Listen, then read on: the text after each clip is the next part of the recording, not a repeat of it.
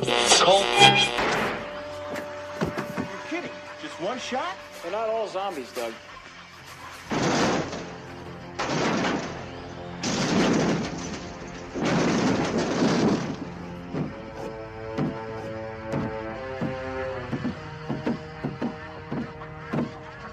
How do you fight this thing?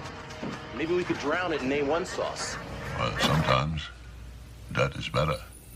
The person you put up there ain't the person that comes back.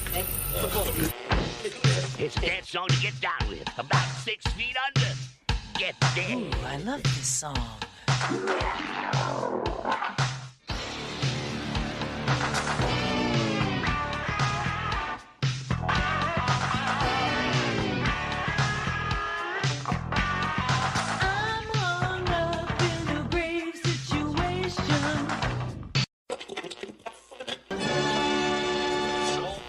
And now we come to the thrilling final episode of our radio drama. Hello and welcome to episode 257 of the Rotten Views podcast. Hopefully you guys are ready for another fun episode. We have a Jean-Claude Van Damme movie this time around, so we know it's going to be some wacky, silly action movie, and I'm looking forward to it. I don't know if I've done a Van Damme movie on the podcast. Have I done Bloodsport?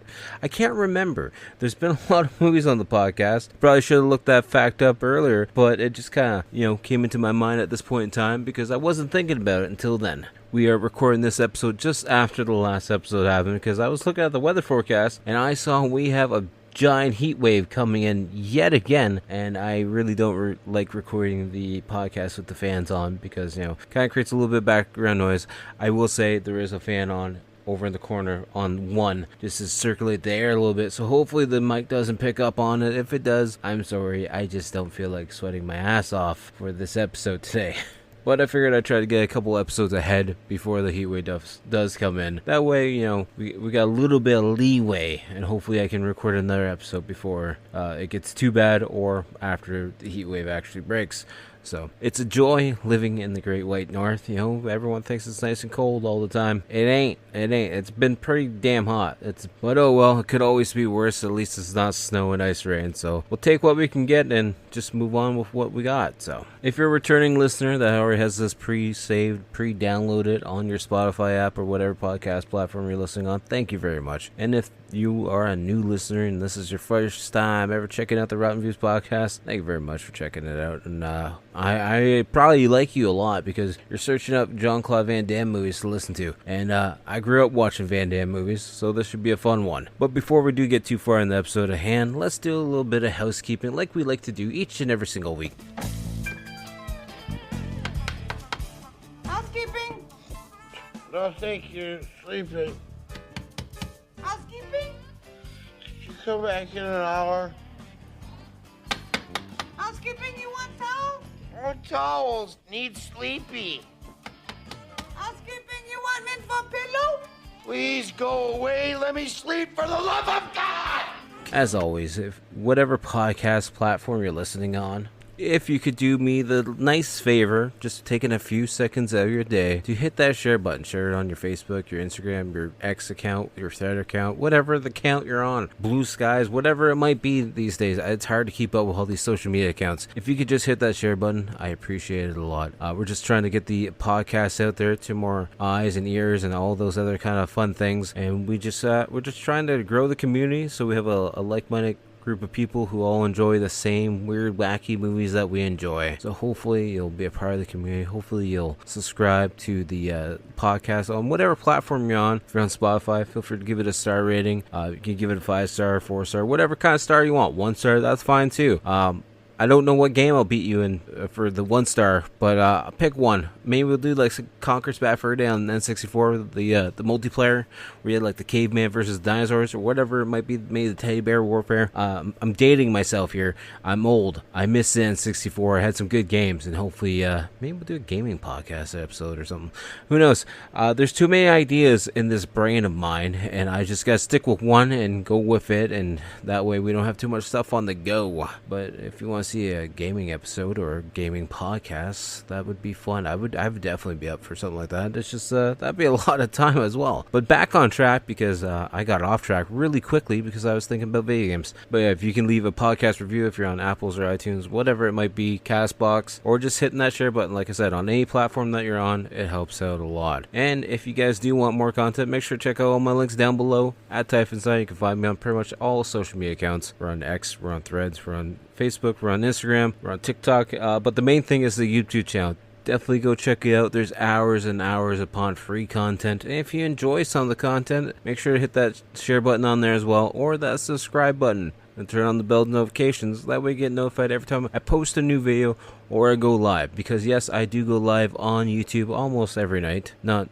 every night, but almost. I do like to take a night off here and there. But we do usually stream from like 8 p.m. Eastern to about 10, 10:30, sometimes 11, sometimes a little later, depending on if it's a weekend or not. So playing a bunch of different games, mainly Fortnite right now, as there's the new Battle Pass that features the Power Rangers in it. So definitely go check that out. But we have the weekly game video that drops every single Wednesday over on the YouTube channel. Old episodes of the podcast drop every single Monday. And I do lots of community posts and short videos over there as well. So you can check out a bunch of the artwork. If you want to share any of that artwork, just go ahead as well, because that helps out a lot as well. And the last thing that I'm going to promote and shell out to you guys, however you pronounce that or say that saying. I kind of forget right now at this point in time. We got the CWC, Canadian Wrestling Championship page.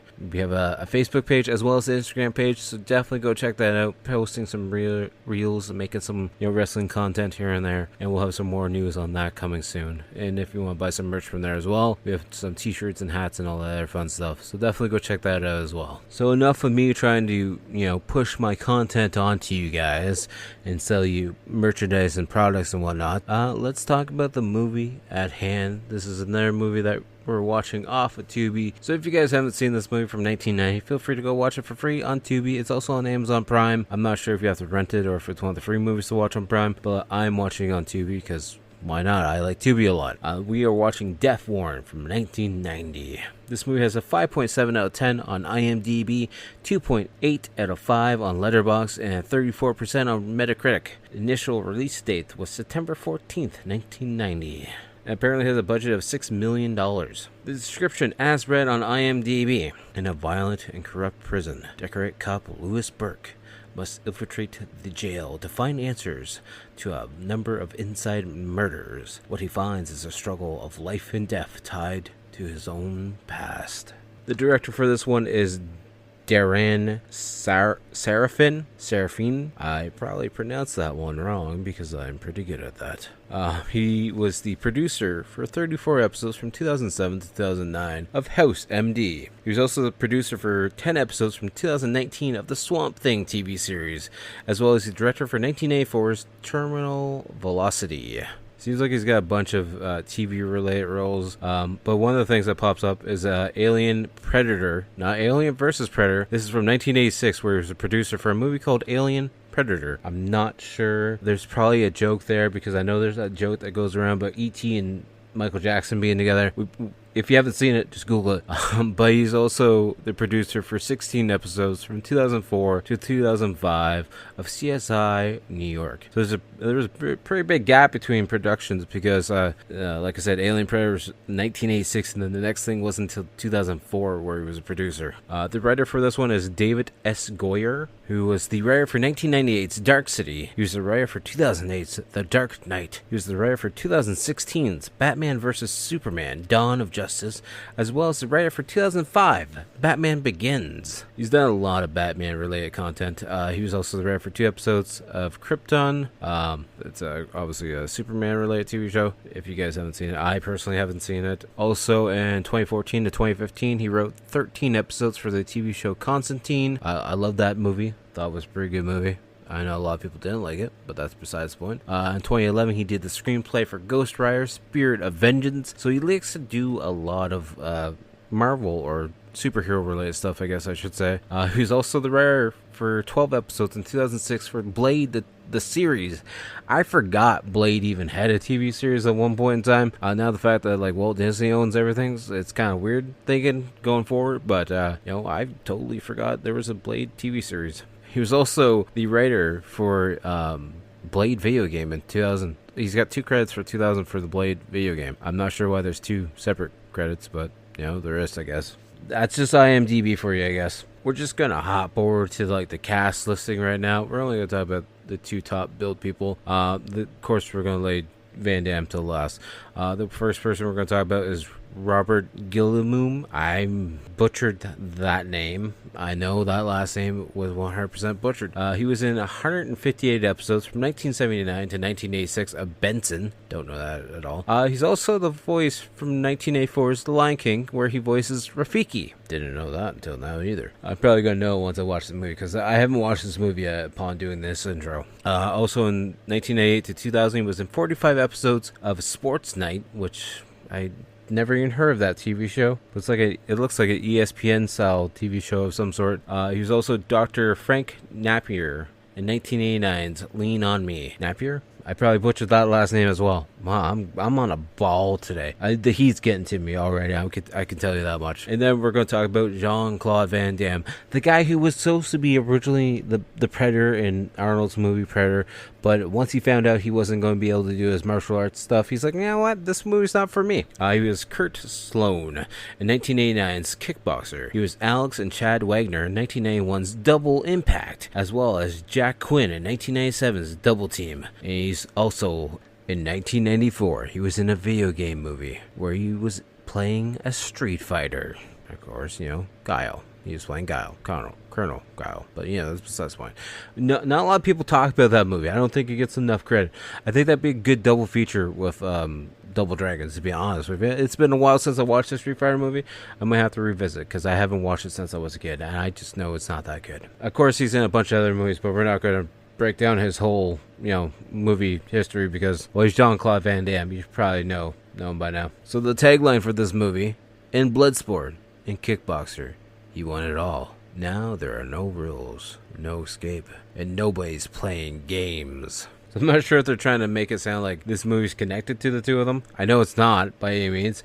I don't think any of Jean-Claude Van Damme's movies are connected to one another. I could be wrong. Correct me if I am, though. But with that being said, let's get on to the movie at hand. I didn't mention this earlier, but if you're a new listener, I talk about the movie from start to finish and hit all the points in between that interest me. So if you don't want to be spoiled on a movie that came out in 1990, feel free to pause it now, go check out the movie, or just sit back, relax, listen to me talk about the movie, and I'll either make you want to watch the movie, or you'll be okay with just skipping it. I'll leave that judgment call up to you at the end of this episode, so hopefully you'll stick around till the end. And we are going to get started on this movie right now. Like I said, it's from 1990, it's an hour and 29 minutes, and we are watching Jean-Claude Van Damme in Death Warrant.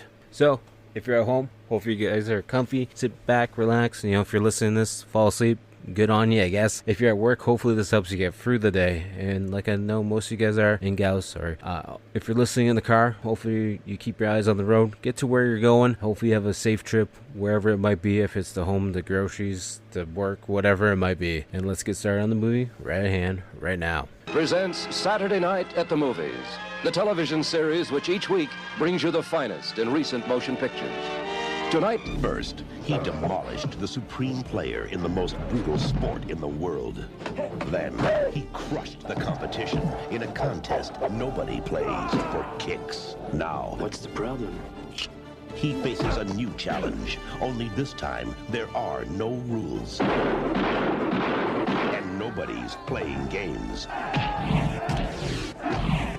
Detective Burke, we want to send you undercover into Harrison as a prisoner. Van Damme is Burke. You're not going to last too long.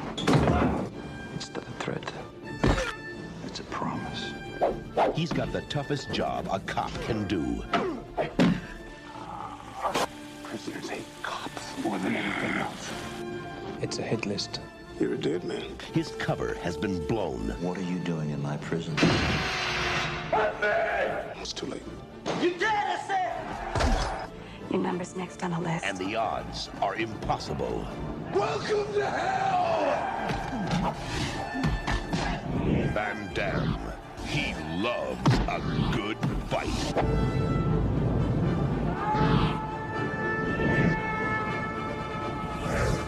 Death Warrant.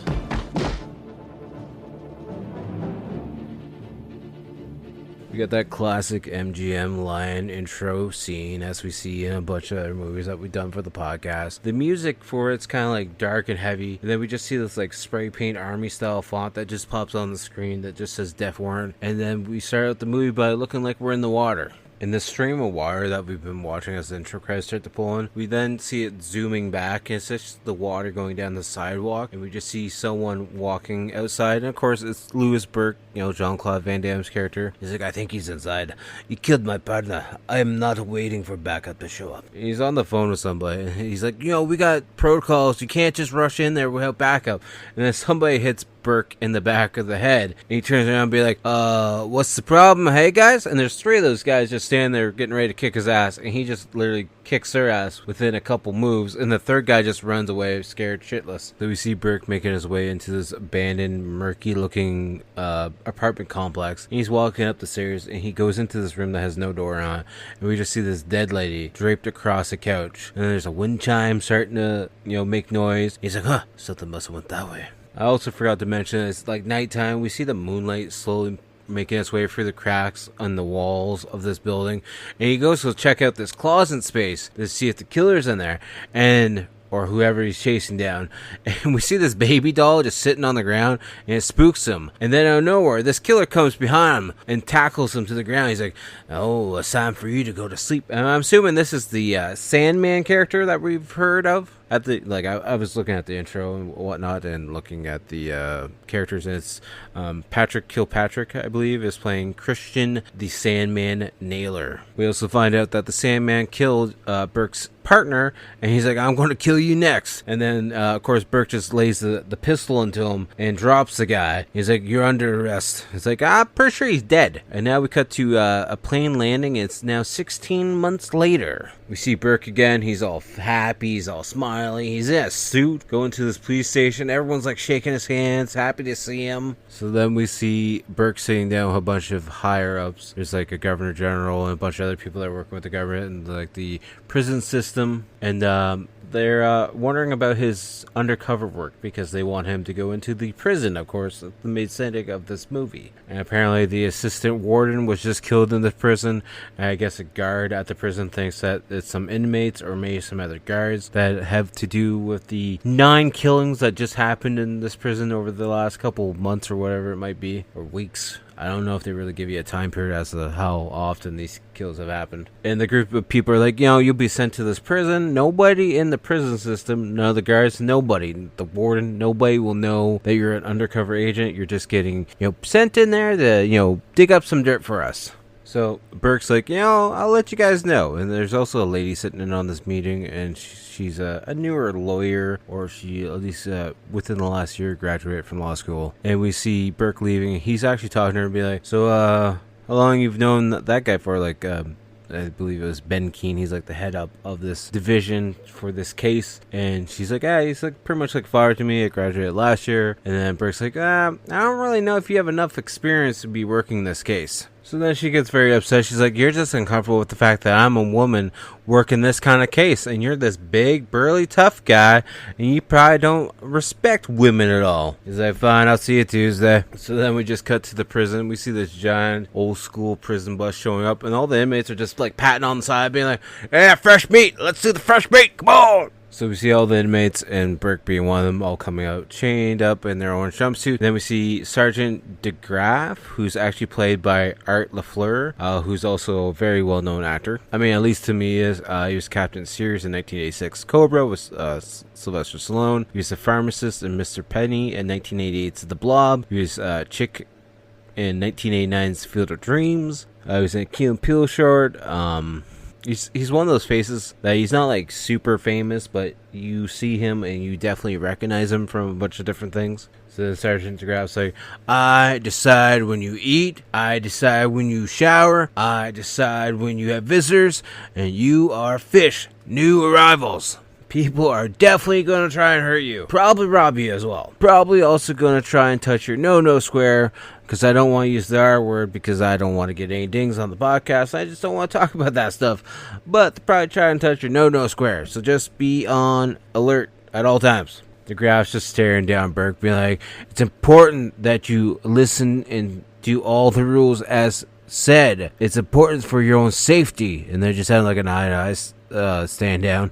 And then we see them doing the medical, and the medical doctor's like, so you have any diseases or anything? And Burke's like, not yet, at least. And that's when we meet Hawkins, Robert Guilliman. I butchered that last name again. He's one of the other leads on this movie, and he's handing the card out to the inmates. We also find out that Hawkins' one eye is dead because he actually got stabbed in the eye. I'm not really sure what Hawkins' role is, but like he's telling them when they can take a shower, when the meal is, and he gives them a towel. He's like, you got any questions? Have a good day. Get the hell out of here so I can get to the next one. And he's like, your number is 72689. Don't forget your number. I guess Hawkins is like the sign-in guy for the prison, even though he is a prisoner. And they put the prisoners to work, but he's like the receptionist, I guess. I don't really know his role. You know, call it what you want to call it, I guess. So then we see Birkin taken to his cell, and nobody else is in the cell. He picks up the radio that's on the top bunk, and he starts playing with it. And then this other guy comes in. He's like, what are you doing here? What are you doing in the cell? He's like, I'm new here. I sleep here. He's like, what, you just think you can touch all this stuff around here? Like, you just touch it and not, ask permission? I believe this inmate's name is Douglas. And he's like, you're going to have to pay. And Burke's like, don't have any money. Sorry, not going to be able to pay you. And he's like, well, I guess you're going to have to get down on your knees and pay. And Burke's like, nope, that's not going to happen either, to be honest with you. So then the guy pulls a knife out on Burke, and Burke just throws him up against the wall.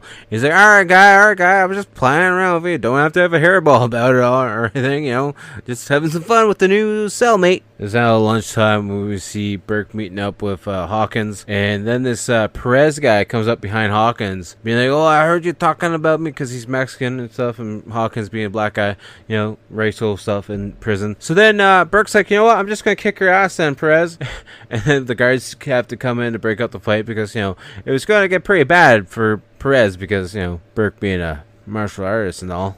And then DeGraff walks into the lunchroom as well, the cafeteria area. And we can tell that he's got a strong grip on all the inmates because as soon as he walks into the room, all the other inmates stop talking. They sit down. You could hear a pin drop. And he goes over to Perez being like, I'll deal with you later. And then DeGraff goes over to Burke being like, you keep this up, you're not going to last too long. And Burke's like, is that a threat? He's like, no.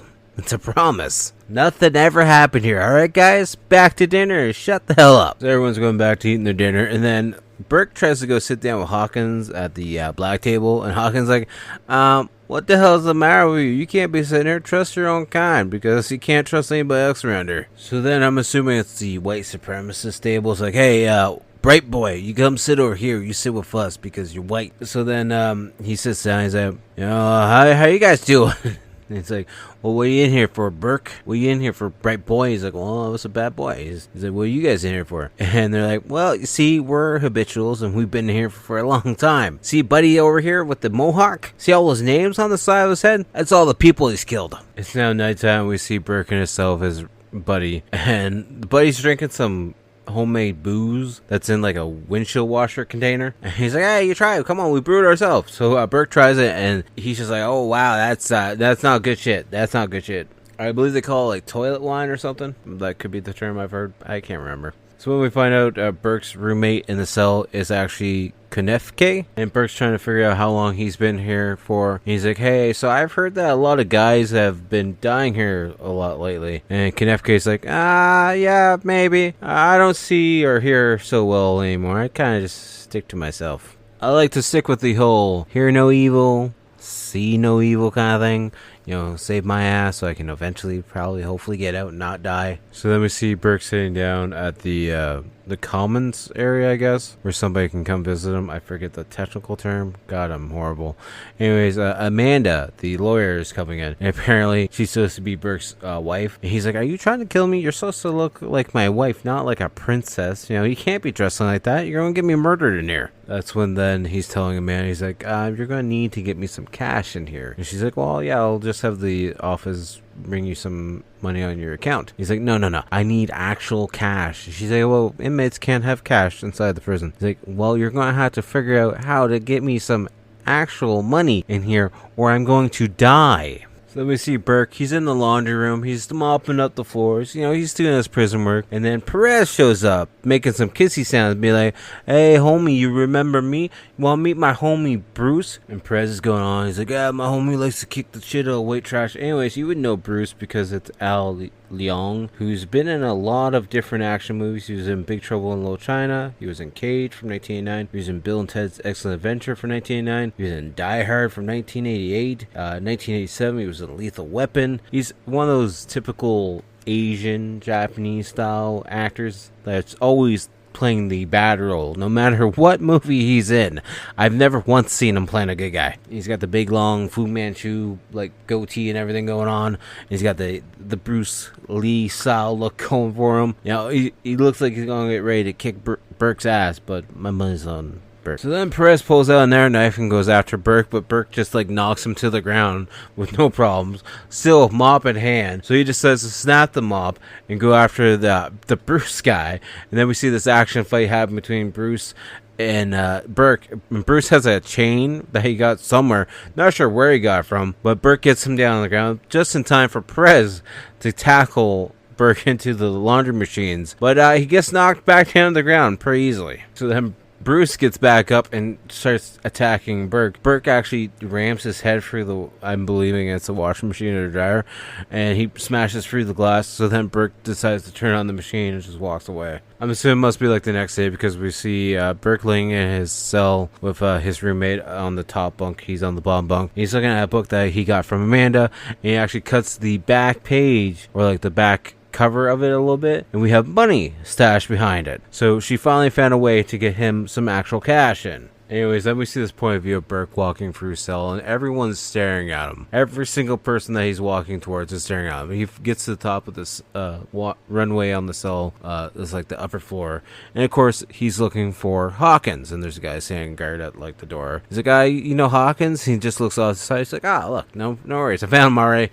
So then he goes in. Hawkins like, you know, you're a Lobo. You're a little bit crazy. You know, you're like that wolf that's going around pissing on everything, pissing on his territory, pissing everyone else off. And Burke's like, well, I just, you know, you've been in here for a while. I'm just kind of looking for some answers. And we find out Hawkins is serving his time because of a murder. So then Burke's like, let me guess, you're innocent, right? And Hawkins like, no, I choked the son of a bitch out. I've been here 10 years. I ain't gonna lie to you. I've been here 10 years. I choked the bitch out, and I'll do it again. So then Hawkins like, you probably think I owe you something because you saved my ass the other day in the lunchroom, huh? He's like, no, Barrett, who killed him? He's my friend. I just want some answers, that's all. So then Hawkins tells him he should go talk to the priest, but he won't take him there at all. So then Burke gets Coffin Key or whatever his name is, his roommate, to take him down. He's like, I mean, man, we're going to somewhere strange. The deeper that we get into this prison, even the guards won't come down here. This guy is crazy. I swear he's part snake. I know you won't bully me, but it's crazy. So they take him to the priest's cell, and everything's draped in white, and there's candles burning, and it's kind of voodoo-esque looking. So they get to Priest's actual room, and he's laying in bed with a bunch of girls. He's got long-ass nails, and he definitely looks like a voodoo master of some sort. Voodoo priestess, I guess. So Priest is like, so you want one of the ladies? And Burke's like, no. And one of the ladies like, oh, he thinks he's too good for me. And Priest is like, what's wrong with my ladies? He's like, I just want some answers. That's all I want. Here's some money. Take the money. I just want some answers. Priest's eyes, he's got very interesting contacts in. I guess I can understand why the other guy thinks he's part snake, because just how his eyes look. He's like, so I just want answers on Barrett. Like, who killed him? He's like, well, someone punched a hole in his head. I can't tell you the answers why right now. You know, I just gotta give you a little bit to go off, you know, make you come back. A little bit of a sample of the goods, I guess you could say. So then we see Burke mopping again, and this time he's mopping in the hospital section of the prison, and DeGraff opens up the door and pushes a stretcher in with another guard, and of course there's another inmate that's underneath a blanket that's bleeding, and DeGraff's like, he won't be making it home at all. So then we see there's a guy working at the hospital section that Burke goes over to talk to. His name is Myerson. Apparently he was Barrett's roommate, and Burke's like, yeah, he was a good kid. He's like, well, I got into drugs, you know, did some bad things, you know, bad things happen. Now we don't have a roommate. So then Burke's like, so he was my friend, and maybe you'll tell me what you know. He's like, I ain't telling you. I ain't saying no word. I ain't saying nothing at all. And then Burke's like, fuck you. Yes, you are. And starts pulling him closer to the jail cell. He's like, I'll make you drink this vial of medical waste, which is urine. He's like, nah, I don't want to. No, I'm good. So then Burke uses Priest's phone to call Amanda, being like, I need to find the records of the people who've died. She's like, well, they actually haven't been sent over yet, so I can't really help you on that. So then he gets done talking to her, and then Priest's like, did you have a nice conversation with your lady? He's like, I need the keys to the record room. He's like, well, I guess that could be arranged. So then we see Hawkins pushing a cart with laundry in it, and then a cop stops him, or a guard stops him to check it, and he has some hooch inside of it. He's like, he got me.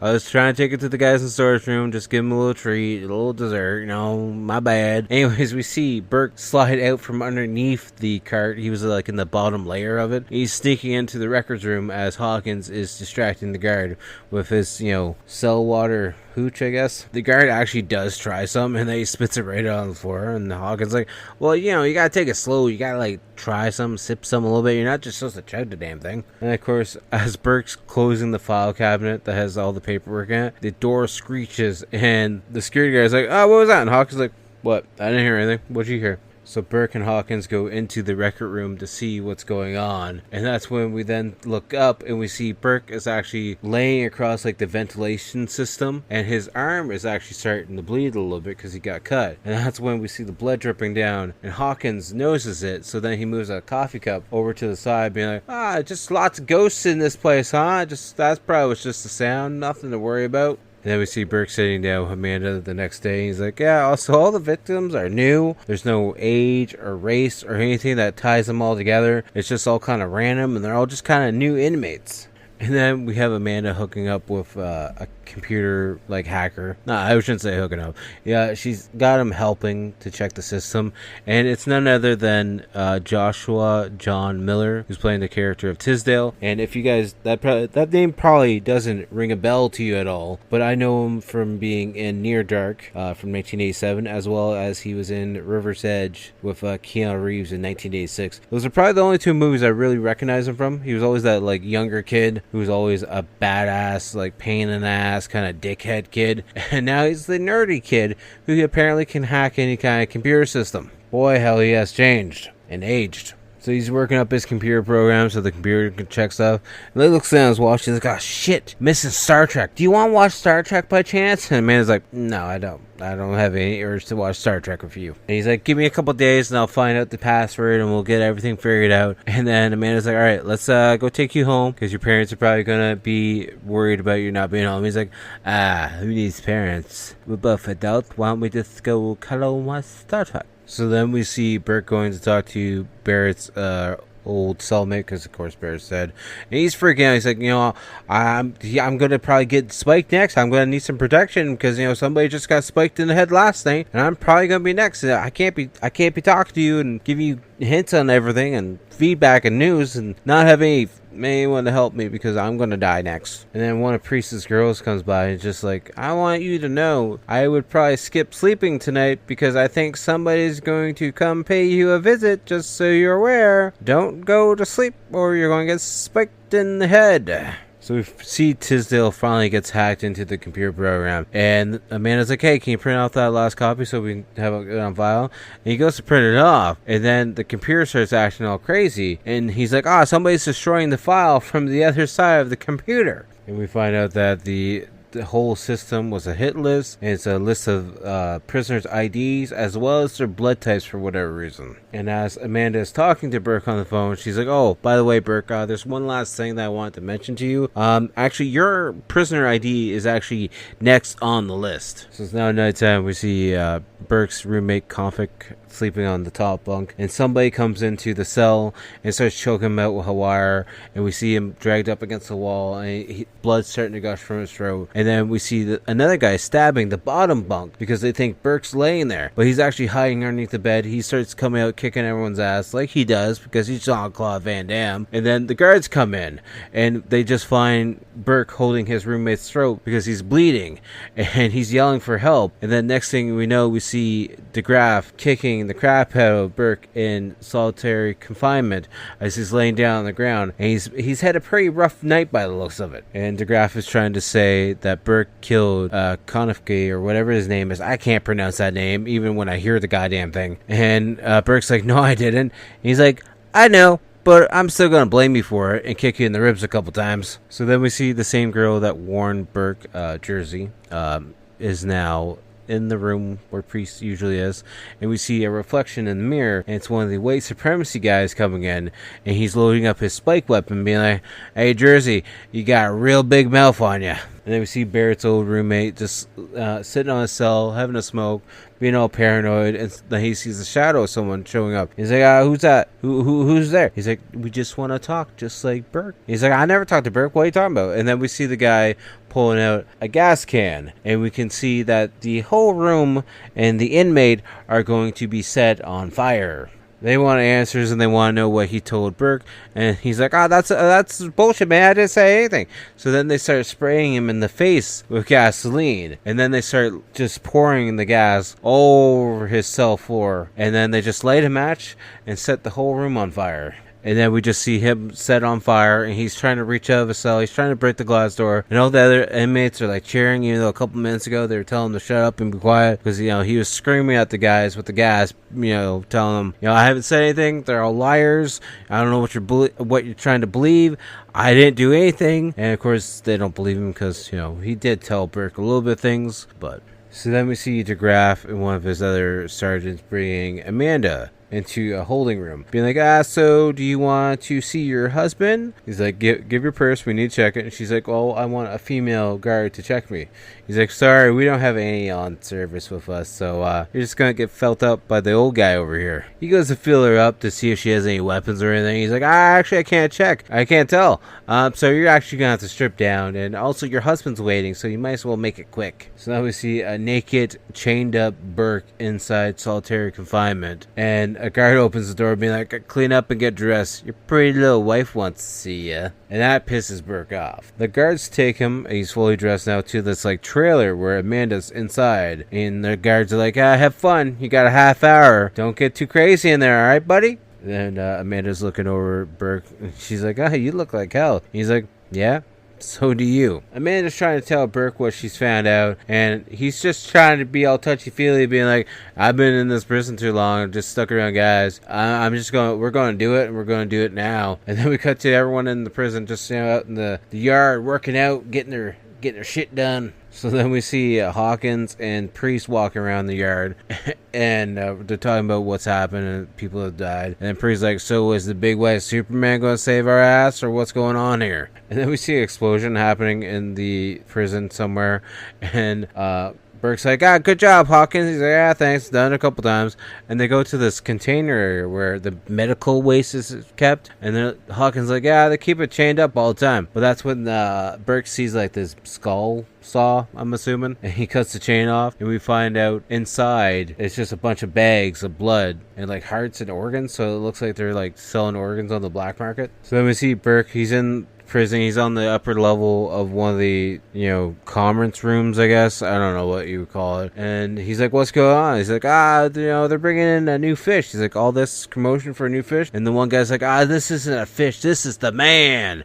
And we see that the Sandman is actually being brought into prison, and he makes eye contact with Burke, and the movie gets more intense with the music. And then we cut to like this shower looking area where Burke is getting his ass kicked, and the water's rushing down, and we see people actually chaining him up to the pipes as the water's rushing down on him. And then we see the Sandman walking into the room. So then the Sandman is choking Burke with one hand, and he's taking a giant like hunting knife and starting to push it up against his chest with the other hand. He's like, "You know what inmates hate? They hate fucking pigs, Burke." And then we see two guards taking Burke away, and he's taking him through the police cells. And already all the inmates already know that he's a police officer, and they're like, "Nobody's gonna protect your ass, policeman." So then we see Burke locked in his cell, and Hawkins comes over. He's like, "You've been giving us a load of shit, huh? Barrett wasn't your friend." Burke's like, "I've been trying to stop what's going on in here. Isn't that enough?" He's like, "Man, you're a pig in here, and that's not good for you at all, because you're gonna die in here." It's like the next morning, and all hell's breaking loose inside the jail cell, because Burke's still in his cell, and all the other inmates are in the cell, but all the inmates are like ripping up their books, throwing papers. There's papers all over the ground.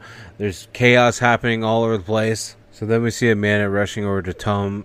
Tom's the main guy behind all this. There's Tom and Keen and some other guys.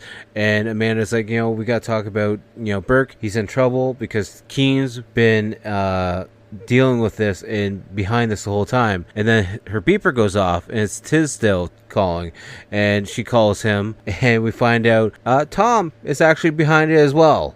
That's when then Tom's like, you know what, we gotta keep the bad parts of our life actually quiet, so don't mind me as I get my secret gun out. I'm sure nothing bad's gonna happen at all. And we find out that Tom was doing it because his wife Helen got sick and she needed a liver, and no matter how much money he had, she wasn't able to get one in time. So then Tom decided to take it upon himself to start having some inmates killed in the prison to try and find the right organs that he needed. So upon doing so, he's like, you know what, I found out I could make a lot of money by killing and selling life, actually, selling and killing garbage, those people you might want to call humans in prison, but those criminals, I make a lot of money selling their organisms inside. And then Helen walks in being like, hey, I was wondering where you guys took off to. And Amanda just walks away being like, hey Tom, why don't you tell Helen how you killed for her, huh? And then Helen's just staring at Tom, and he's like, haha, hi honey. And then we see Burke inside his cell, and he's got some wires running up to the cell door.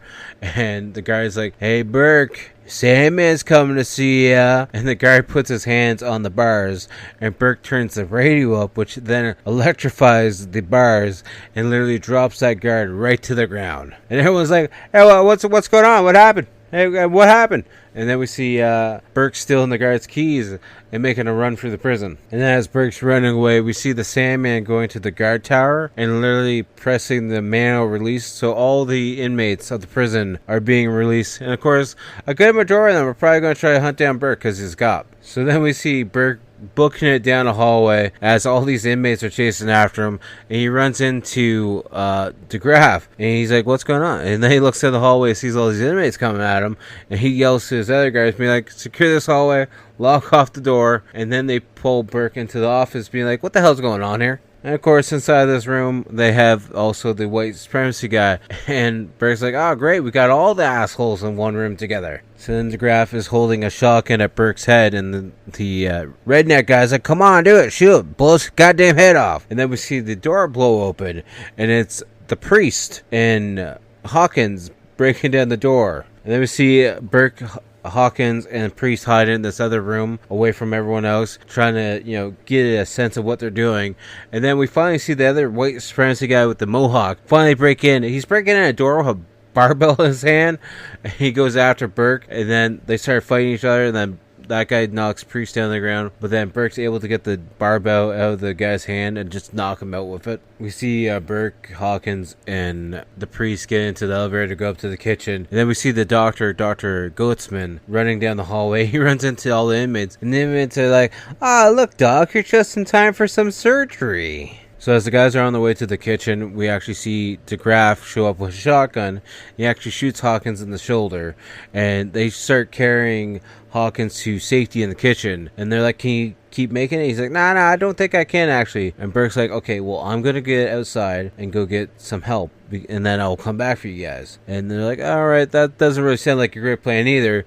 So they go to leave. Well, Priest and Burke go to leave, and Hawkins is staying inside the kitchen area, and that's when DeGraff breaks down the door, being like, I know you guys are in here because I can smell I ain't going to make the racial comment because I don't want to get pinged on the podcast for it, but it's he's a dickhead. Let's just keep it at that. So we see Hawkins hiding around the corner a little bit, and DeGraff's like, alright, you can kiss your ass goodbye. He says other words too. Hawkins like, go fuck yourself, you pudgy little bastard. And he gets ready to shoot at Hawkins, but then we see DeGraff drop to the ground, and it was Priest. He had another shotgun. He's like, see, I knew you still needed the Priest around. So then we see Priest running back to catch up with Burke, because he's like, you're going to need me more than Hawkins will, because I'm the only way you're going to be able to get outside is through this catwalk, through the boiler room. And as Priest is leading him through, the Sandman actually hits him with a fire axe, and well, the Priest is now dead. And of course, after the Sandman hits the Priest with the fire axe, he just runs away into the boiler system somewhere inside this part of the prison, and he's laughing at Burke, being like, if you leave, Hawkins is going to die next. So then we see Burke and the Sandman getting into a fight, and the Sandman has this giant ass wrench, some kind of like monkey wrench. I'm not really too sure. I've never seen a wrench this size. It's probably for a boiler room of some sort, or a bolt inside the boiler room, I should say. Of course, it's for the boiler room. That's where he fucking found the goddamn thing. Anyways, he starts beating the shit out of Burke with it, but then Burke actually hits him back a couple times, and the wrench falls off the side of the catwalk that they're fighting on. But then again, once Burke gets ahead, he loses track of the Sandman because the Sandman just disappears like nothing. So the Sandman turns on this button, which turns on this some kind of saw or drill, and then the Sandman attacks Burke and puts his head down on the same pathway as the saw, and it's coming towards his face. But of course, Burke's able to get free before the saw literally cuts his face in half, and then he actually pushes the Sandman onto the track where the saw is, and then the saw slowly starts to rip at the Sandman's hair, and then out of nowhere the Sandman just pushes Burke off him and then grabs him and throws him off of the ledge down to the next floor below. So then this whole area is starting to fill up with inmates all over the place as they're watching from like the upper levels of this boiler room. And then Sandman shows up, takes the light bulb out, smashes it, and starts using it as a weapon to slice Burke up. But then Burke finally starts getting pissed off enough and starts to fight back. Sandman pushes Burke up to the boiler door, and he starts screaming in pain. So then Sandman rips Burke down to the ground, rips his shirt off, opens up the boiler door, stands in front of the boiler door, being like, welcome to hell! Just for Burke to jump up, kick him, and he falls into the furnace. And then like everything gets quiet, all you hear is the flames burning, and all the inmates are like, Sandman's dead, I guess. Then Sandman runs out of the furnace on fire, screaming at Burke as he's rolling around on the ground. And Burke's like, come on, really? Aren't you dead yet? So the Sandman rolls around enough to the point where he puts the flames out on his body. And then Burke kicks him again, and the Sandman falls back into this valve handle that has a pipe coming through it, and it literally gets the Sandman in the back of the head. And the Sandman starts laughing, being like, "You can't do it, Burke. You can't kill me. I'm the Sandman." So then Burke just comes up to him and like grabs his head a little bit and snaps his, it sounds like he's snapping his neck a little bit, and then we just see the Sandman finally die. And we see a crowd of inmates all over the place, and Burke just walks towards them, and they all just, they're quiet, and they're just kind of moving out of the way, even though they know Burke's a cop and all. They're like, maybe we won't fuck with this one. And then we see Burke climbing up the stairs past all these inmates, and you can hear the shot caller being like, "Clear it out, man. Get out of his way. He just killed the Sandman. Just move the hell out of his way. We're just gonna let him go. He's fine. He can just leave the prison." Then we see Burke's carrying Hawkins as he's walking down the stairs outside, and he's like, "This is Hawkins. He saved my life." And Hawkins is like, "Don't worry about Burke. I took a life. I had to give a life back. You're just a lucky sucker, I guess, that got it." And then the outro credits start to roll, and that's the end of the movie. It's a pretty fun movie. It's got some good action scenes in it. It's a Jean-Claude Van Damme movie from the 90s. What more can you expect? It's nothing great. It's nothing horrible. It's definitely not his worst movie by any means. It's a fun... I don't know why. These 90s prison movies I enjoy. There's this, and I think Sylvester Stallone was in Lockup, I think, around the same time period. And then you have the original Longest Yard as well, which I think was the 70s, though. Could be wrong. I don't know the exact year on that one, to be correct. But I thought it was fun. It was a decent movie. The Sandman character was kind of cool. I'm glad that he actually comes back near the end of the movie and wasn't just killed off so quickly. On the Rotten scale, though, out of 10, I'm going to give it a solid 6.5. I think it was pretty decent. I would watch it again. I just have a soft spot for Jean-Claude Van Damme movies, so I would watch it again. And I know I said for our next movie I was going to pick something on the horror side, but I'm actually going to skip that for right now because there's another movie that I actually want to watch that I don't know if you can watch on Tubi. I'm actually found a copy for free on YouTube, so I'm going to watch it on YouTube. Hopefully it doesn't get taken down beforehand. But it has an actor in it that I really, really enjoy, and I actually have never seen this movie, and I've been wanting to see it for a little bit now. So the movie we're talking about, it's starring Tony Todd. It's from 1987. It's an action thriller for an hour and 29-minute runtime. We are going to watch for the first time ever, Enemy Territory. It looks like a fun movie, and I'm definitely looking forward to watching it. Hopefully you guys will check it out as well. Like I said, it's for free on YouTube, so can't really complain with that. So as always, please check out the outro band, Toronto-based horror band Blood Opera. You can find them on Spotify, SoundCloud, Instagram, Facebook, wherever you want to find them. All their links are down below. But definitely go check them out on Spotify. Like their music, share, all that other fun stuff. And as always, make sure to check out all my links down below as well. At Typhonsign, follow me on all social media accounts. But that main thing being the YouTube channel. Check it out. We got the weekly game video every Wednesday. Old episodes of the podcast on Monday. Various shorts go out almost every single day, and I do live streams as well. And make sure to check out the CWC page on Instagram and Facebook for all your wrestling content. And I will talk to you guys all later. Peace.